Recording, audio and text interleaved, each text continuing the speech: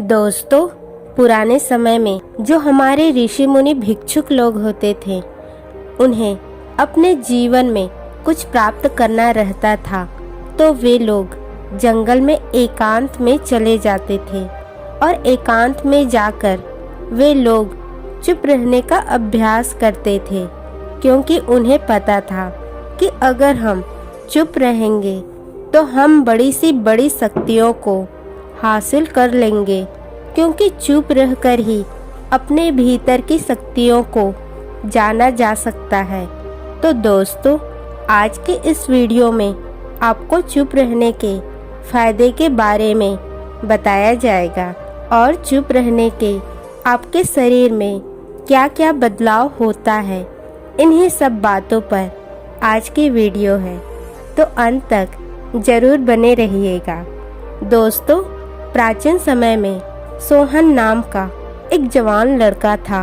वो बहुत ही बोलता था, इतना ज़्यादा बोलता था कि बिना बोले वह शांत से रह ही नहीं पाता था। ज़्यादा बोलने की वजह से कई बार तो वह मुसीबत में पड़ जाता था। सोहन धीरे धीरे बड़ा होने लगा और उसकी अभी भी यह ज़्यादा बोलने की आदत कम नहीं हुई थी। वह जिस भी व्यक्ति से मिलता तो वह उससे बहुत ही ज़्यादा बातें करता था और सामने वाला सोहन से इतना परेशान हो जाता था कि वह सोहन से दूर भागने की कोशिश करने लगता। सब लोग यही कहते कि यह बड़ा ही पागल लड़का है, फालतू की बातें करता रहता है। सोहन को भी अब लगने लगा था कि वह इतना ज़्यादा बोलता है कि जिस वजह से लोग उससे दूरियां बनाते चले जा रहे हैं। वह चाहता तो था अपनी इस ज़्यादा बोलने की आदत पर लगाम लगाने की, पर कभी लगा ना पाता था। एक दिन उसके गांव में एक बौद्ध भिक्षु भिक्षा मांगने के लिए आते हैं। जब वह सोहन के घर भिक्षा मांगने आते हैं तो सोहन भिक्षा को लेकर के वह उन बौद्ध भिक्षु को देने के लिए उनकी झोली में अनाज डालता है। तो वह बौद्ध भिक्षु उसे देखकर कहते हैं कि बेटे, तुम्हारे दिमाग में क्या चल रहा है? तुम इतने परेशान क्यों दिखाई पड़ रहे हो? कुछ उलझन है तो बताओ, हम तुम्हारी समस्या को दूर करते हैं। तब सोहन कहता है कि भंते, आपको कैसे पता कि हम परेशान? आपने यह कैसे जान लिया? बौद्ध भिक्षु सोहन से कहते हैं कि बेटे, किसी की बात को समझ पाना बहुत ही कठिन है और बहुत ही आसान है, और हम सब भिक्षु के लिए तो बहुत ही आसान है। बौद्ध भिक्षु ने कहा कि तुम परेशान हो इसलिए क्योंकि तुम ज़्यादा बोलते हो, वह तुम्हारे चेहरे पर दिखाई पड़ रहा है। सोहन आश्चर्यचकित हो जाता है कि इन बौद्ध भिक्षु को यह कैसे पता चल गया। सोहन समझ जाता है कि यह कोई साधारण बौद्ध भिक्षु नहीं है, यह कोई दिव्य पुरुष है। उन्होंने कई सारे सिद्धियां प्राप्त की है। तब सोहन सोचने लगता है कि शायद यही मेरी समस्या का निराकरण कर देंगे।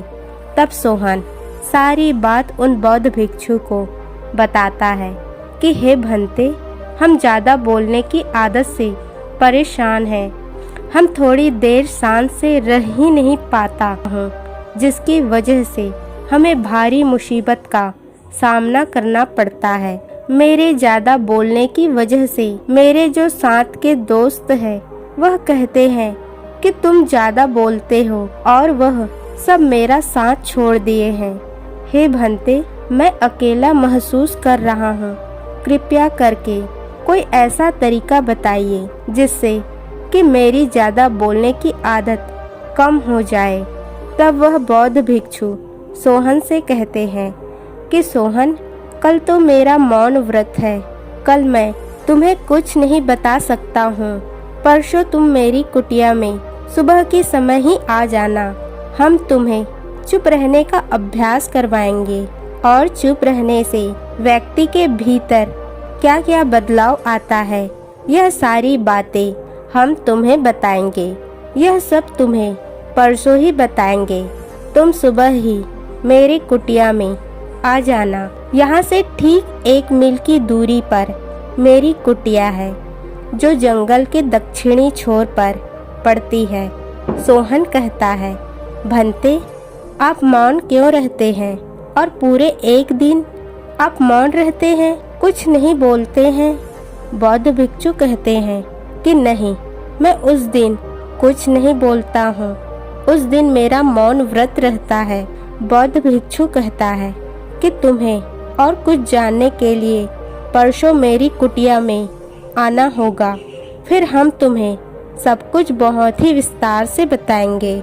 सोहन भी मान लेता है और परसों सुबह उठ करके सीधा उन बौद्ध भिक्षु के आश्रम में जा पहुंचता है। सोहन उन बौद्ध भिक्षु को प्रणाम करके कहता है कि भंते, मैं आपके पास आ गया हूँ। आपने जो उस दिन मेरे गांव में आकर मुझसे वह बात कही थी और आप मुझे चुप रहने के तरीके के बारे में और उसके फायदे के बारे में बताने वाले थे। बौद्ध भिक्षु कहते हैं कि अच्छा, तुम सोहन हो, मैं तुम्हें पहचान लिया हूँ। सोहन, तुम यहीं बैठे रहो, मैं अभी आ रहा हूँ। फिर थोड़ी देर बाद साधु महाराज कुटिया से बाहर निकलते हैं और सोहन से कहते हैं, सोहन, चलो तुम मेरे साथ जंगल में, तुम्हें मैं कुछ दिखाने वाला हूँ। बौद्ध भिक्षु उसे जंगल में लेकर जाते हैं। फिर वह बौद्ध भिक्षु रास्ते में ही सोहन से कहते हैं, सोहन, इस जंगल में जो जानवर ज़्यादा बोलता रहता है, ज़्यादा इधर उधर भागता रहता है, देखा है कि बाघ उसका शिकार बड़ी ही आसानी से हो जाता है। तुमने देखा है कि बाघ जब किसी जानवर का शिकार करता है तो वह शिकार करने से पहले बिल्कुल शांत हो जाता है और जब उसे मौका मिलता है तब वह वार कर देता है, जिससे कि शिकार के चारों खाने चित्त हो जाते हैं और बाघ अपना शिकार बड़ी ही आसानी से कर लेता है। सोहन कहता है कि भंते, आप बिल्कुल सही कह रहे हैं। फिर वह बौद्ध भिक्षु सोहन से कहते हैं कि अगर हम इस जंगल में शोर मचाएंगे या अभी शोर मचाने लगेंगे तो तमाम जानवर यहाँ आने लगेंगे, सब शौकन हो जाएंगे, सबको यह आभास हो जाएगा कि कोई आ गया है। इसके बाद सभी लोग तैयार हो जाएगा। अगर बाघ को पता चल गया या किसी शेर को पता चल गया तो वह हम पर हमला कर सकता है, लेकिन अगर हम शांति से इस रास्ते पर चलते रहें तो हम सबको कुछ ना होगा। बौद्ध भिक्षुक और सोहन थोड़ी दूर और आगे जाते हैं। तब उन्हें एक महात्मा मिलते हैं जो कि तपस्या कर रहे थे और बौद्ध भिक्षु उस महात्मा के पास पहुंच जाते हैं। वह साध महात्मा अपनी आंखें खोल देते हैं। वह कहते हैं कि आओ, मैं तुम्हारा कब से इंतजार कर रहा हूँ। सोहन और वह बौद्ध भिक्षु दूसरे महात्मा को प्रणाम करते हैं और फिर वह महात्मा आगे कहते हैं कि कहाँ जा रहे हो। बौद्ध भिक्षु ने कहा कि मैं इस लड़के को कुछ सिखाने के लिए जंगल लाया हूँ। माँ उस बौद्ध भिक्षु से कहते हैं कि मैं समझ गया, तुम इस लड़के को झरने के पास ले जाओ, वहीं तुम्हारा उद्देश्य पूरा होगा। सोहन और वह बौद्ध भिक्षु उस महात्मा को प्रणाम करके आगे बढ़ जाते हैं। तब सोहन उन बौद्ध भिक्षु से पूछता है, यह उन महात्मा को कैसे पता चल गया कि मेरा उद्देश्य उस झरने के पास ही पूरा होने वाला है, और वे तो तपस्या कर रहे थे और वह तो ना मुझे जानते थे और न ही मैं उनसे कभी मिला हूँ। तब बौद्ध भिक्षु कहते हैं, तपस्या से उन्होंने अपने अंदर के इंद्रियों को जागृत कर दिया है। चुप रहकर वह हमारी आहट को पहचान गए। हमारे मन में क्या चल रहा है उसको भी वह पहचान गए, जिससे उन्होंने अपने अनुभव के द्वारा हमें यह बताए कि तुम्हारी समस्या का समाधान उस झरने के पास ही मिलेगा। यह बात मुझे भी पता थी। सोहन कहता है कि भंते ऐसा भी होता है क्या? बौद्ध भिक्षु कहते हैं, सोहन बिल्कुल ऐसा होता है। जो लोग शांत रहते हैं, चुप रहते हैं, ज़्यादा बोलते नहीं हैं, सामने वाले के अंदर क्या चल रहा है उसकी भावनाओं को समझ लेते हैं। हर एक छोटी सी छोटी आहट को वे लोग समझ जाते हैं, प्रकृति के संकेतों को समझ जाते हैं। यह सब बात करते हुए वह बौद्ध भिक्षु सोहन को लेकर के उस झरने के पास पहुंच जाते हैं। तब वह बौद्ध भिक्षुक उस सोहन से कहते हैं कि जरा यहीं बैठो और देखो, वह एक बगुला है जो कि शिकार करने की फिराक में है। वह भी बिल्कुल शांत और एकाग्रता के साथ बैठे हैं, इंतजार कर रहा है अपने शिकार का। वह अपने शिकार पर नजर बनाए हुए हैं। तुम बगले को देख करके यह नहीं कह सकते कि वह जिंदा है। वह एक मूर्ति की भांति स्थिर खड़ा है, ना तो उसमें कोई हलचल है और ना ही कोई आवाज कर रहा है। वह बिल्कुल शांत है। थोड़ी देर बाद जैसे ही एक मछली दिखाई दी, बगुला तुरंत उसको पकड़ लेता है और झट से उसको निगल जाता है। फिर वह वापस उसी अवस्था में आ जाता है। फिर बौद्ध भिक्षुक कहते हैं, सोहन देखा तुमने बगले को?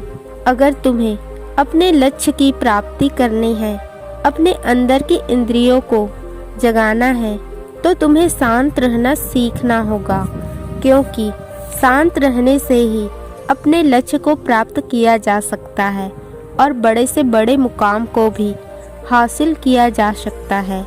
तुमने बाघ को देखा, तुमने शेर को देखा, इस बगुले को भी देखा। जिन्हें भी अपना शिकार करना होता है, वह शिकार करने से पहले शांत हो जाते हैं। अगर वह शांत ना रहे तो वे लोग शिकार कभी नहीं कर पाएंगे और उनके हाथ एक भी शिकार नहीं लगेंगे और शिकार भी भाग जाएगा। फिर वे लोग भूखे ही मर जाएंगे। यही हाल हम मनुष्यों के साथ होता है। जो मनुष्य जितना ज़्यादा बोलता है, उसके पास से उतना ही दूर होता चला जाता है। मान लेता हूँ कि अगर तुम्हें शिकार करना है, अर्थात अगर तुम्हें अपने लक्ष्य को पाना है, तो तुम्हें उस बगुले की भांति एकाग्र मन से शांत स्थिर अवस्था में बैठ करके तुम्हें अपने काम को करना, चुप मार करके बैठना है, अर्थात अपने लक्ष्य पर नजर बनाए रखनी है। तभी तुम जा करके अपने लक्ष्य को प्राप्त कर पाओगे। तुम इस झरने को देखो, जब इसका पानी ऊपर पहाड़ की चोटी से नीचे गिरता है तो यह बहुत ही आवाज करता है, लेकिन इतने आवाज करने के बावजूद भी यह बगुला शांत और स्थिर बैठा है। इसी प्रकार तमाम तरह के लोग रहेंगे जो बेवजह की बातें बोलते रहते हैं, जिन बातों का कोई मतलब ही नहीं होता है। वह सब अपनी ऊर्जा इस कार्य में नष्ट करते रहते हैं, जिस वजह से वे लोग लक्ष्य से बहुत ही दूर होते चले जाते हैं। वे लोग ना तो अपने अंदर की यात्रा कर पाते हैं और ना ही बाहर के संकेतों को समझ पाते हैं।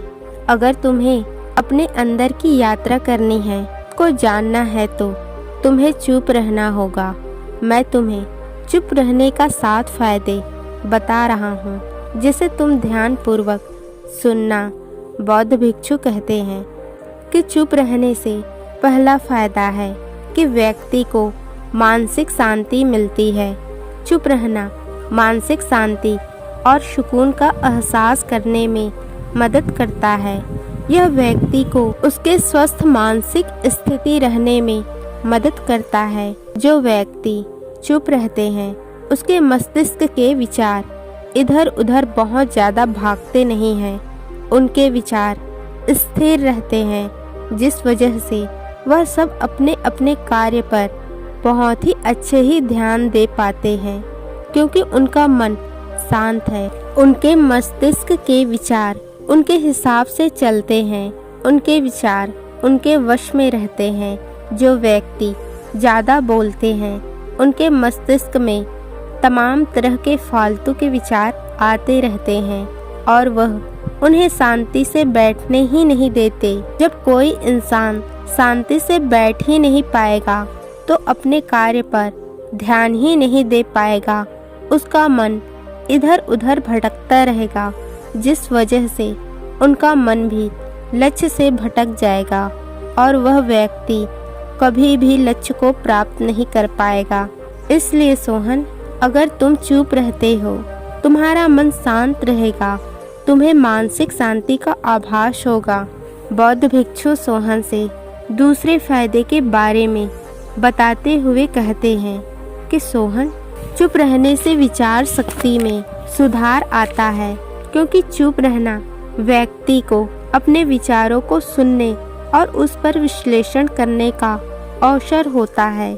जो व्यक्ति चुप रहते हैं वही समझ पाते हैं कि उनके अंदर कौन सी भावना ज़्यादा उठ रही है और कौन सी भावना उन्हें ज़्यादा परेशान कर रही है, जिस वजह से वह अपने भावनाओं को समझ जाते हैं और वह चुप रहकर अपने भावनाओं पर नियंत्रण भी कर लेते हैं।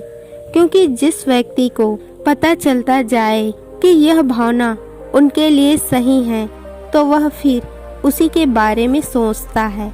ऐसा लोग खुद के अंदर के कमियों को और अच्छाइयों को बहुत ही अच्छे तरीके से समझ पाते हैं। वह समझ जाते हैं कि उनके अंदर क्या कमी है, फिर चुप रहकर वह अपनी कमियों को दूर करते हुए अपनी अच्छाइयों को उजागर कर लेते हैं और जिंदगी में वह अपने लक्ष्य के साथ साथ बड़े बड़े मुकाम भी हासिल करते हैं। बौद्ध भिक्षुक सोहन को चुप रहने के तीसरे फायदे के बारे में बताते हैं। चुप रहना स्थिरता को बढ़ावा देता है, जैसे कि एक स्तूप की तरह जो तूफानों और संघर्षों के बावजूद भी अपने स्थान पर बना रहता है। बौद्ध भिक्षु सोहन से कहते हैं कि सोहन, जो व्यक्ति जितना शांत और चुप रहता है, उसे कोई भी जल्दी परेशान नहीं कर सकता। वह अंदर से इतना मजबूत बन जाता है कि मुश्किल वक्त में भी वह खुद को संभाल लेता है। बौद्ध भिक्षु सोहन को चुप रहने के चौथे फायदे के बारे में बताते हुए कहते हैं कि सोहन, जो व्यक्ति चुप रहते हैं, उनके जीवन में कितनी भी कठिनाइयाँ क्यों न आ जाए, कितना भी संघर्ष उन्हें क्यों न करना पड़े, पर वह उन कठिनाइयों का, उन संघर्षों का सामना बड़ी ही आसानी से कर लेते हैं। क्योंकि चुप रहने से वह अपनी भावनाओं पर नियंत्रण पा लेते हैं और अंदर से भी मजबूत वही होता है जो अपनी भावनाओं पर नियंत्रण पा लिया हो। बौद्ध भिक्षु सोहन से आगे कहते हैं कि सोहन, चुप रहने से ही व्यक्ति अपने निर्णय अच्छे तरीके से ले पाता है। चुप रहकर ही व्यक्ति किसी भी स्थिति को ध्यानपूर्वक विचार कर सकता है, जिससे उसके निर्णय सजग और सही होते हैं। अधिकतर तुमने देखा होगा कि जो व्यक्ति शांत होते हैं, चुप होते हैं, उनके जीवन में गहराइयाँ बहुत ही होती है और वे लोग जो निर्णय लेते हैं या समाज को जो निर्णय बताते हैं, उसके निर्णय अक्सर सही होते हैं। इसलिए तुमने देखा होगा कि गांव में जो व्यक्ति सबसे ज़्यादा बुद्धिमान होता है, वह बहुत ही शांत होता है। इसलिए जो व्यक्ति सबसे ज़्यादा बुद्धिमान होता है, वह बहुत ही शांत होता है। इसलिए लोगों को जब कुछ समझ में नहीं आता कि उन्हें क्या करना चाहिए, तो वह उस व्यक्ति के पास जाते हैं, क्योंकि उन्हें पता है कि वो फालतू के बातें नहीं करेगा और वह उन्हें एक अच्छी राय देगा। इसलिए लोग अपनी समस्याएं उस व्यक्ति से बताने में अच्छा महसूस करते हैं। तुम्हारे दोस्त भी तुमसे दूरी इसलिए बना लिए क्योंकि तुम बहुत ज्यादा बोलते थे। तुम जो निर्णय बताते थे उसको वे लोग हल्के में लेते थे। तुम्हारी बात को कोई गंभीरता से लेता ही नहीं था। इसलिए अगर तुम चाहते हो कि लोग मेरे पास आए, तुमसे अपना निर्णय पूछे, अपनी सलाह ले, तो तुम्हें चुप रहना होगा। जब तुम चुप रहोगे तो ही तुम लोगों को एक अच्छी सलाह दे पाओगे। साधु महाराज चुप रहने के 5वें फायदे के बारे में बताते हुए कहते हैं कि सोहन, चुप रहने से ही स्वास्थ्य में लाभ होता है। ध्यान करना और चुप रहना स्वास्थ्य के लिए बहुत ही फायदेमंद होता है, क्योंकि यह स्ट्रेस को कम करता है और मानसिक स्वास्थ्य को बेहतर बना सकता है। क्योंकि ज़्यादा बोलने से ही दिमाग में तमाम तरह के विचार आएंगे, और जब तुम्हारे दिमाग में तमाम तरह के विचार आएंगे तो तुम्हारा मन स्थिर नहीं रह पाएगा और तुम तमाम प्रकार के मानसिक विचारों से ग्रस्त हो जाओगे। इसलिए सोहन, अगर तुम चुप रहते हो तो तुम्हारा स्वास्थ्य भी बहुत ही अच्छा रहेगा। बौद्ध भिक्षुक सोहन को चुप रहने के 6वें फायदे के बारे में बताते हुए कहते हैं कि सोहन, चुप रहने से ही तमाम समस्याओं का समाधान मिलता है। बौद्ध भिक्षु कहते हैं कि चुप रहने से व्यक्ति अपनी समस्याओं के समाधान के लिए सही रास्ते निकाल सकता है, क्योंकि वह अपने विचारों को नियंत्रित रखता है, निरंतर देखता रहता है। जो व्यक्ति चुप रहता है वही समझ पाता है कि उसके दिमाग में क्या चल रहा है, और जो व्यक्ति यह समझ जाता है कि उसके दिमाग में क्या विचार चल रहे हैं, और जब वह उन विचारों पर निरीक्षण करेगा तो वह अपनी तमाम समस्याओं को आसानी से निपटा लेगा, क्योंकि वह व्यक्ति समझ जाएगा कि यही वह चीज़ है जो उसे परेशान कर रही है, तो वह उस पर विचार करके अच्छे निर्णय ले सकेगा। बौद्ध भिक्षुक सोहन को चुप रहने के 7वें फायदे के बारे में बताते हुए कहते हैं, सोहन, चुप रहने से ही बुद्धि कौशल में सुधार आता है। चुप रहने से ही व्यक्ति सुनने और समझने की कौशल में सुधार ला सकता है, जो उसके व्यक्तिगत और सामाजिक जीवन में मदद कर सकता है। सोहन, अब तो तुमको पता चल ही गया होगा कि चुप रहने के कितने फायदे हैं, और तुम्हें इसका अभ्यास आज से ही करना चाहिए। तुम देखना, अगर तुम 23 दिनों तक इसका अभ्यास कर लेते हो तो तुम शांत रहना सीख जाओगे, और फिर तुम अपने ज़िंदगी को पूरी तरह से बदल दोगे। तुम्हारी ज़िंदगी पूरी तरह बदल जाएगी। इसलिए अगर तुम्हें खुद को बदलना है, अपने जीवन को बदलना है, कामयाबी को हासिल करना है, तो तुम्हें चुप रहना सीखना होगा।